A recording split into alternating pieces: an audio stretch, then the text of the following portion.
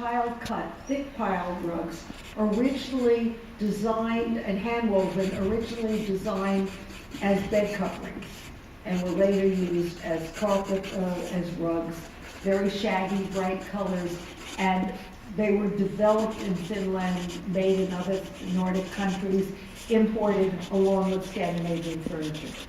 Okay, when we came to mid-century, I have to go back.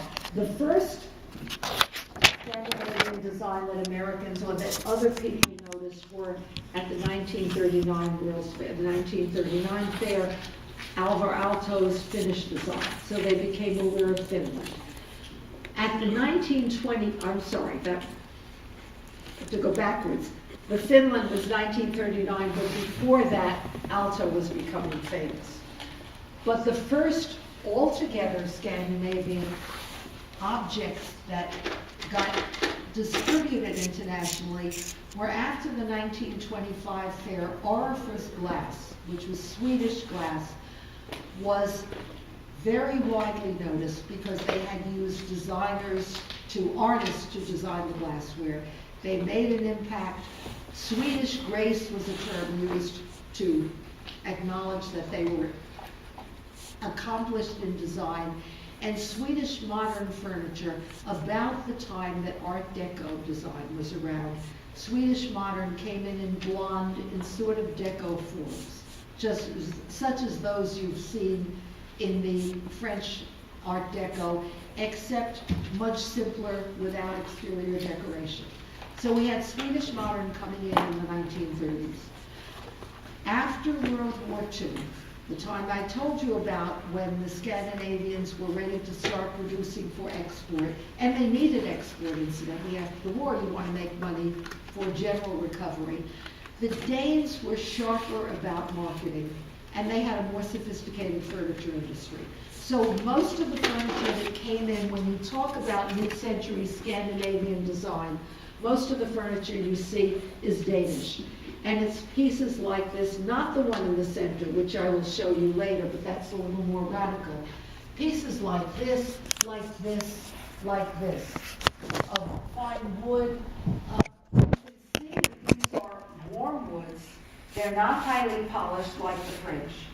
They are manufactured but by small manufacturers, or the originals are made by studios working with cabinet makers, working with designers. So this furniture, the word we use about it is accessible. It's easy to feel comfortable with pieces like this. This chair was so popular, so famous, that it's called the chair. And it was even illustrated on a postage stamp in Denmark. Without the year, or without the, I saw a copy of the stamp, and all it is a picture of the chair, which means I assume that everybody in Denmark knew what they were looking at. Hans Wegner trained as a cabinet maker in the university under the man who started the furniture making course. And this is made of, well, it was made of walnut or teak. Teak wood and rosewood were the two most strongly identified with Danish modern furniture in the 50s and thereafter. But let's say it started 50s and 60s. And I'm showing several pieces. Everything had a name. This is the Chinese chair, inspired by a classic Chinese piece. This is the peacock. I realized that I put the peacock in 3 different photographs. The wishbone. And again, this one, called the ox because of the cross pieces. This one wasn't designed until the 60s. But you see, this is of ash. They used all natural woods. They didn't do a lot of decoration, but the furniture was in their original model for the cabinet makers, were carved by hand and made in very limited numbers. Then the same designer might make a simpler version for a manufacturer, but even then it wasn't mass manufactured. So the furniture was generally not cheap, but it came in expensive or more affordable versions. Hundreds of stores opened in America from people who came over to America, young dames, would come over and open up stores called things like, my favorite name was the Happy Viking, or Scandinavian Design. There was a chain called Scandinavian Design. There were calls called Danish Modern. Sometimes they'd have the guy's name on it. But many of them were called something that suggested they were Scandinavian stores.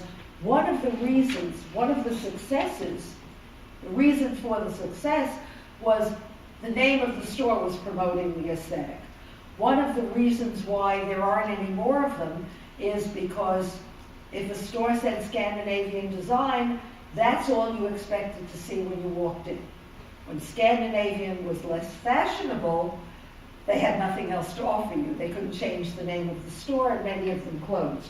They would have been stores looking like Crate and Barrel, which you know. And Crate and Barrel originally carried a lot of Scandinavian things. Actually, Crate and Barrel started as a tableware, not as a furniture store.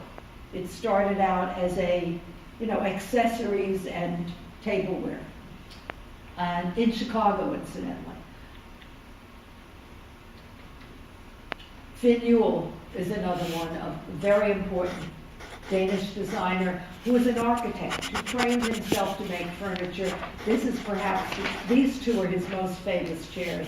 This one's called the Chieftain chair, and this was made by a very small cabinet maker shop, but he made a less expensive version of it that was produced in America. It came in teak and in rosewood. This is a room that he did at the Trondheim, it's still there at the Trondheim Museum in Norway. And you see what they would do when you have an old Scandinavian interior, you see a lot of use of natural woods and warm colors. These are very typical of the kind of furniture that came out of the Scandinavian countries. Square form, slim legs. This is unusual. Okay, this is brushed aluminum. This was by Hans Baker, really the most famous Danish designer. And things like sliding panel doors were very often a feature, using the grain of the natural wood as the primary ornament. Arne Jacobsen designed, okay, this table is not as important as this was flatware that he designed, really almost impossible to eat from. And I don't think it's produced anymore. This was produced for Scandinavian Airlines in the first class seating area, and then was also manufactured. Among his most famous designs, the ant chair, and I'm giving you dates only to show you when they started, because this was sort of suggesting the body of the ant. It came down to us as now the number 7 chair, which you should recognize, I think. This is one of the chairs you see in cafeterias, one of the kind of places that cafeterias, auditoriums, the kind of places that might have gourmet chairs or might have used chairs. And there is an entire factory producing these chairs. These are laminated bent wood and then covered in any number of different lacquered finishes. The Royal Hotel was the first international style building in Copenhagen, and it resembles very much the configuration of Lever House. It is still there and been modernized. And what they have done is Arne Jacobsen designed the hotel and the interiors. And this is the restored lobby and the restaurant. This is a room as it was originally. They've done one room. They've recreated it exactly as the original rooms, where the others have been renovated. And these are, again, how many of you should know the chair on the left at least. This is, other than the ball chair, this is the other one that you see in television commercials a great deal. But these chairs, look when they were designed, and look how modern they look now. And one of the things that I like to tell classes is I bought, when we were furnishing in the 1970s, I bought a pair of these chairs. And maybe it was late 70s when we were starting, to decorate, to spend a little money. These weren't madly expensive. I don't remember how much they were, but they were good quality. I still have these chairs, and they've been recovered 3 times, and I'm very attached to them. But at that time, people would walk in and look at them like, well, these are really very strange. And there were people who liked them, and there were people who thought they were weird, and there were people who wouldn't sit in them. Kids love them because they spin. The point is that now, this is, okay, so this is, it's 40 years later, that almost 40 years. But these chairs are, late 60s, and these are over 50 years old. Don't they still look modern?